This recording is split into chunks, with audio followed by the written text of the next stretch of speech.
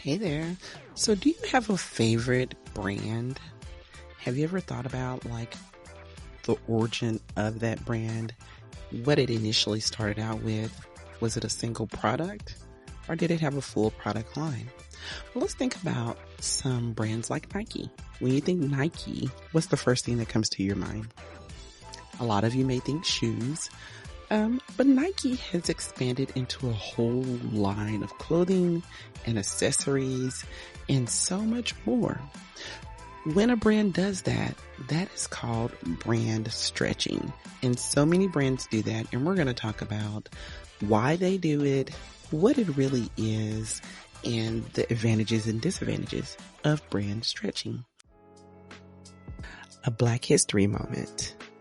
Charlotte Fortin Grimke was the first Black teacher to work at the Penn School in South Carolina, a school established to help educate newly freed Black slaves after the Civil War. Later, she worked with the U.S. Treasury Department to help recruit Black educators. A quote from Charlotte. May those whose holy task it is to guide impulsive youth fail not to cherish in their souls a reverence for truth, for teachings which the lips impart must have their source within the heart. Charlotte Fortin Grimke. You're listening to Marketing Adventure, the hub for business, fashion, marketing, and other CTE educators who integrate marketing into the learning experience. I'm your host, Jackie Walker. Each week, I'll cover marketing education concepts, strategies, tips, trends, frameworks, and other information to equip you to connect your classroom to digital natives while cultivating an engaged learning environment. So come on into the room where your favorite beverage, snacks, and even your cell phone are all welcome. Let's talk about brand stretching. I'm going to refer to it as brand stretching. And when you look it up on the internet, you'll find them using the word brand extension along with brand stretching. But sometimes brand extension also means something different. So just for the sake of our conversation here, I'm going to stick with brand stretching. Okay, so what is brand stretching? Brand stretching is when a company, a brand, decides to create a new product line in a product category that they currently do not have as a part of their established brand. Now, this brand stretching, brand extension, again, I'm going to call it brand stretching, can fall into several categories and it looks different based on what that brand is trying to do. So I'm just going to talk about 7 different ways that a brand can stretch their name, their image, and all of that. And then we're going to get into why do they want to do it? And then we'll talk about some advantages and disadvantages because there are, it's positive for a lot of brands, but then it can be backfire on them. All right. So let's talk about why. Why does a brand want to stretch their image, their logo, everything that they're all about, their whole essence? Why would they want to stretch that into another category that they don't currently exist in? Well, they may want to remain competitive. Of course, revenue is a main driver. They want to increase their revenue. They want to grow with the trends that are out there right now. Or they may want to capitalize on their established name, of course, and grow in other areas. And then they just may be looking to diversify because maybe they've done all they could in one particular category and they see that people really trust their name and their brand and they really want to, try things out in another category. And we're going to talk about, the advantages and disadvantages of doing that.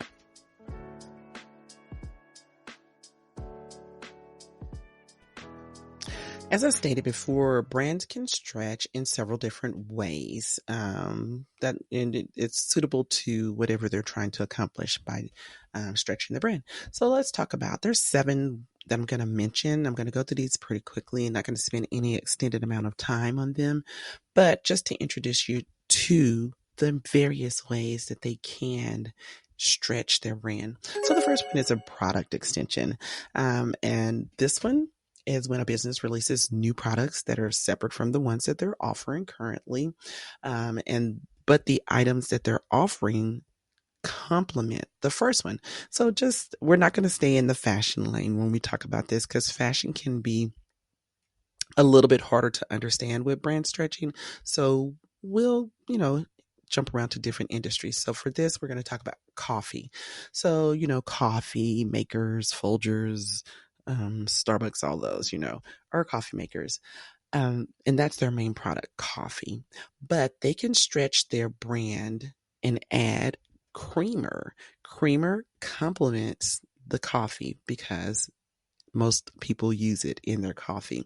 So why not create a line of creamers if you're a coffee maker, right? So that's just an example. That's a product extension, making something that complements what you originally started to offer. Just like Nike tennis shoes, they might as well offer socks, right? Okay, hand in hand, or shoestrings, or what have you.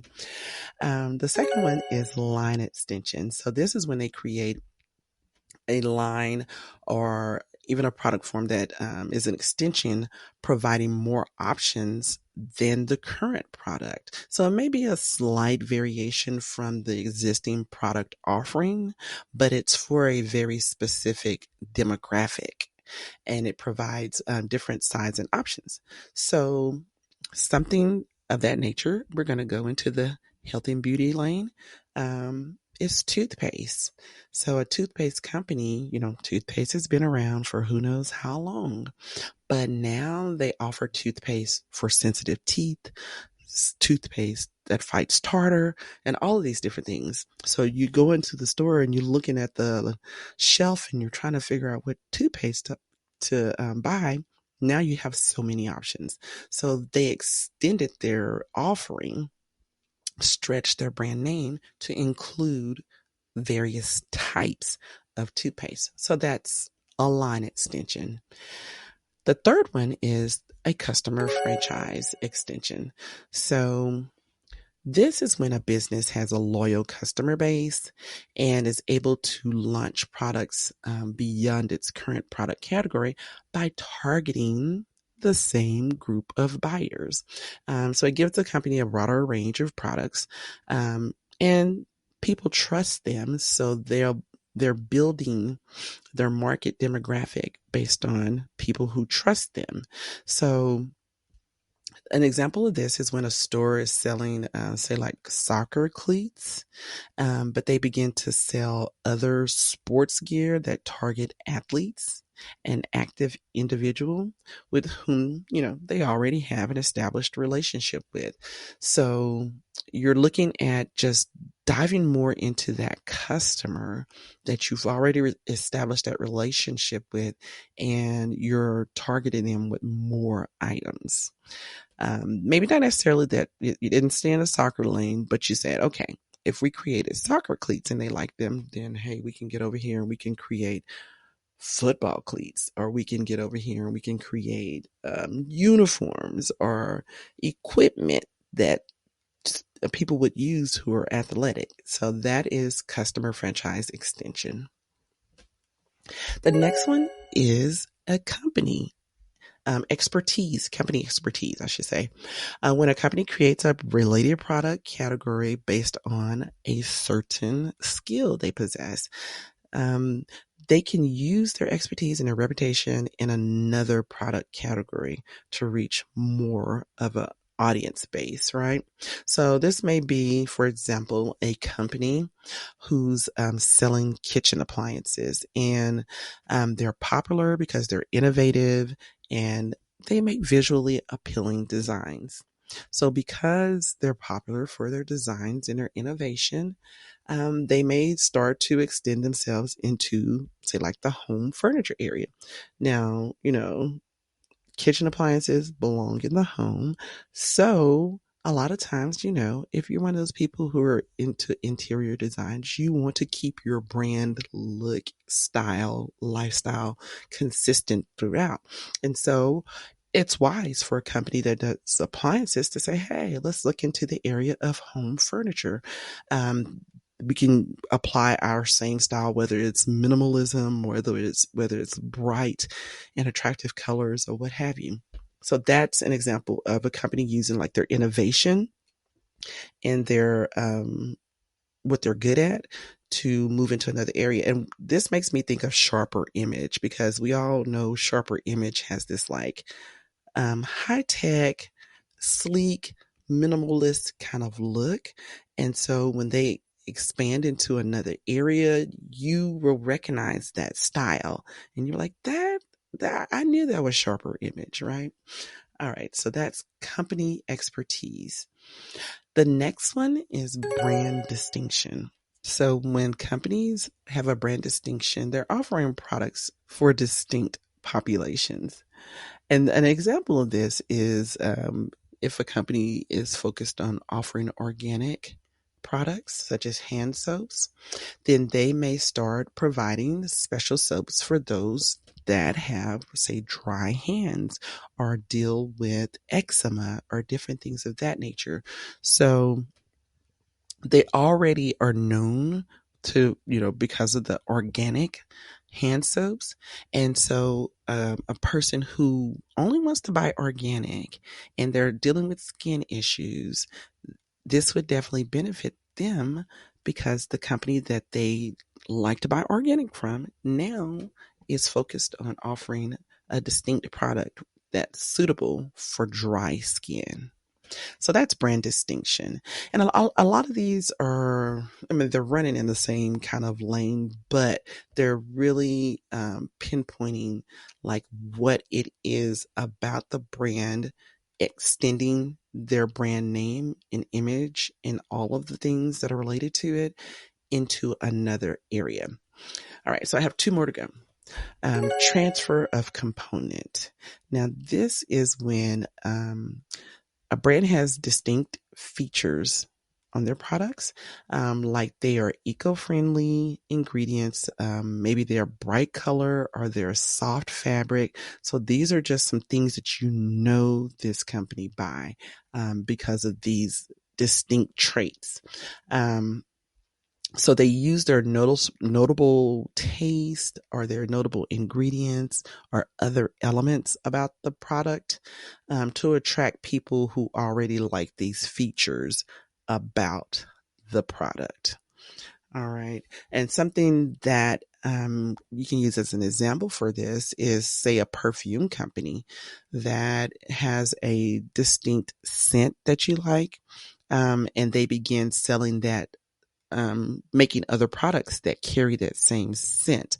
So if it's, say, like a vanilla, this unique vanilla smell, and it's a perfume, but now they're making laundry detergent or even candles that carry that distinct scent. So that would probably make you think of places like Bath and Body Works, where you can buy one particular scent in just about anything. Lotion, spray, soap, candles, wallflowers, whatever they will have it in. They will have that scent in all of those different products.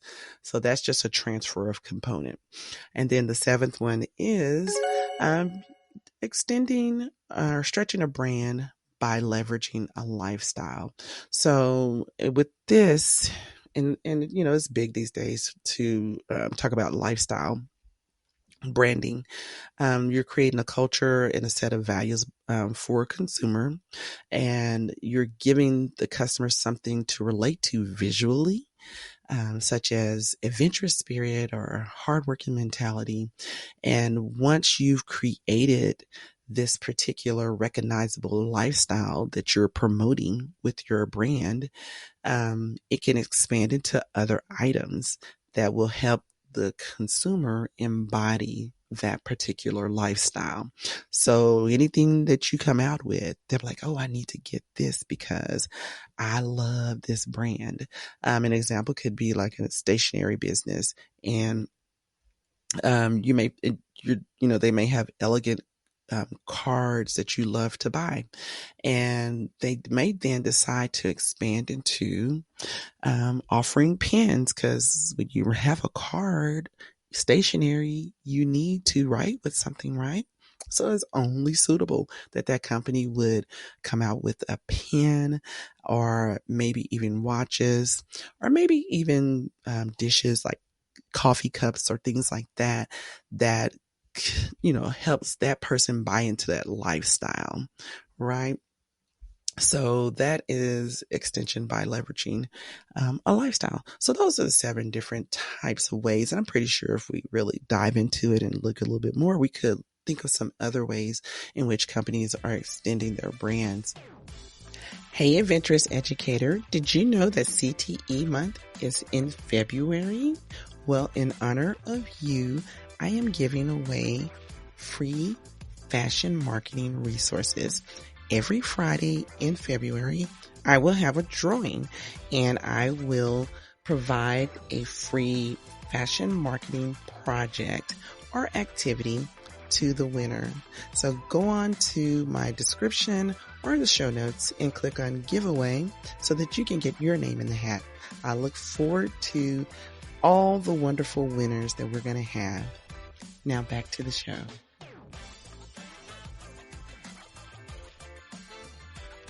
So let's talk about the advantages of stretching your brand into other categories.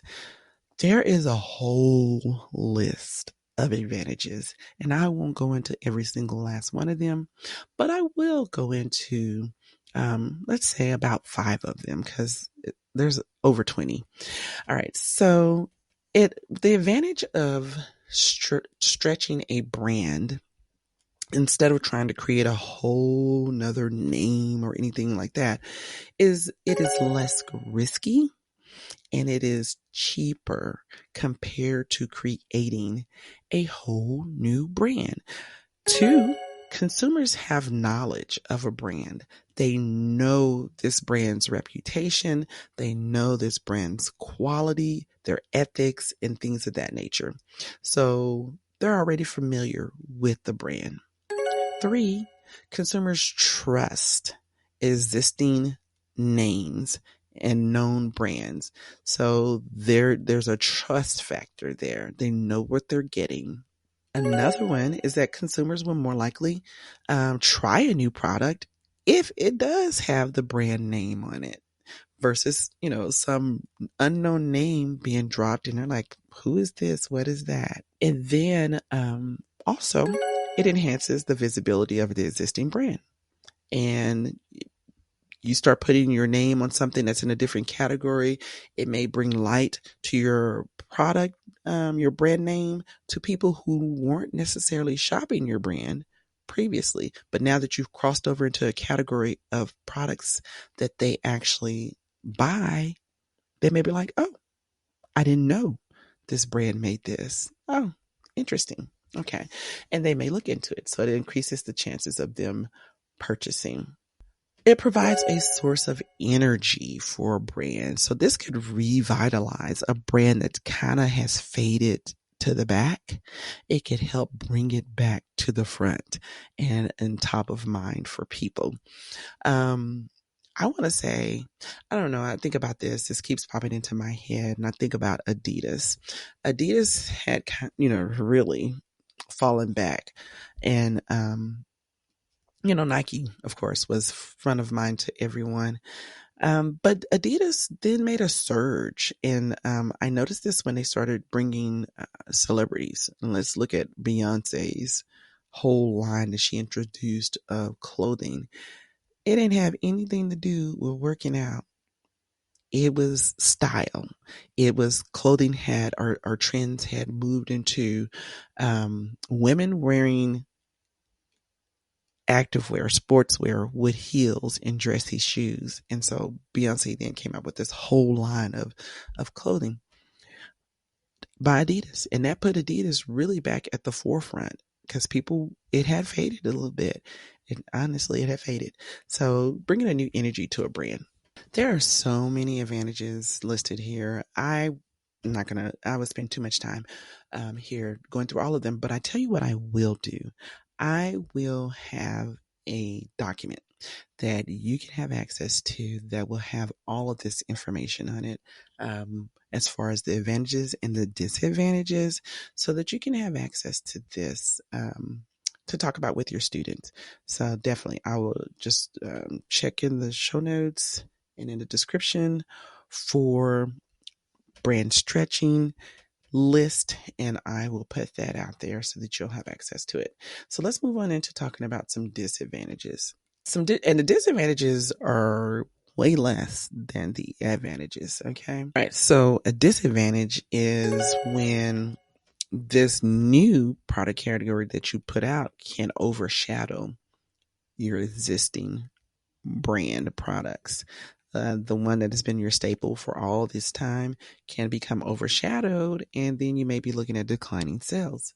Um, Another thing is that it could work against you. Like if you put out a new product category line, and the example that's given here is like tires, Firestone tires, being used by Ford, and there was a defectiveness with the tires. So then Firestone gets the bad reputation for the tires that they've put out. It's specifically for Ford, and so it backfires on the Firestone brand. So that could happen because you don't do well in that category, and you could become known for not doing well in that category. Your brand name is tied to it. So then people will tie that to the other products that you originally had as a part of your brand. You could also dilute your brand identity. Then people won't recognize you as the source for a particular thing because you spread your name too thin and in other areas, and they won't feel like you are the expert or the go-to product or brand for a particular thing. So that kind of dilutes your brand. So you have to be careful about that and make sure you're not diluting your brand, but that you're enhancing your brand. So another thing is that because it may be too competitive in that new category, that you really don't thrive. So you're, moving into that new category, really, you risk the opportunity or the chances that you will not be the front runner. And you may be a front runner in your current lane, but when you go into this new category, you're no longer the front runner, which could tank your name a little bit, or of course lose revenue, not being the front runner. And those are just some of the disadvantages of brand stretching. So brand stretching, all in all, is a risk. It's a chance that you take, a company takes when they decide to move into a lane that they currently have not been in and decide to move into a new product category. Now, companies do this all the time, whether they do it just by extending their existing name or they go ahead and create a whole nother brand. So companies are always adding products, lines, trying out new things because they're always trying to increase their revenue. Now, I do have a project that I had my students to do that allowed them to create a new category of products using an existing brand name. It's pretty fun. It was very interesting what the students would come up with. I definitely can point you to that in my TPT store. It's called Brand Stretching Product. And what it is, it allows the students to create a new product line in a product category that currently doesn't exist for an existing brand. And because my students are fashion students, they chose fashion brand names, and it was really interesting to see what they would come up with. And there's really, from a teenager's perspective, some of these companies need to listen to what the teenagers are saying. But you definitely can take a look at this project in my store. It's a very collaborative project. I generally put the students in teams. It's ideal for them to be in teams of 4, where they can have a project manager, a design and product development person, a retail and logistics person, and a marketing person, and let them come together to create this new product line in a new category, and just watch all of the synergy. So definitely take a look at that in my store. I will link to it in the description and in the show notes. Once again, thank you for joining me here at Marketing Adventure. I hope you have a wonderfully blessed day. Thanks for listening to Marketing Adventure. Remember to subscribe, rate, review, and share this episode with someone you think would benefit from the information shared here today. If you have any questions or want to connect with me, find me on Instagram at Marketing Adventure. All links and resources discussed in this episode can be found in the show notes at marketingadventure.com.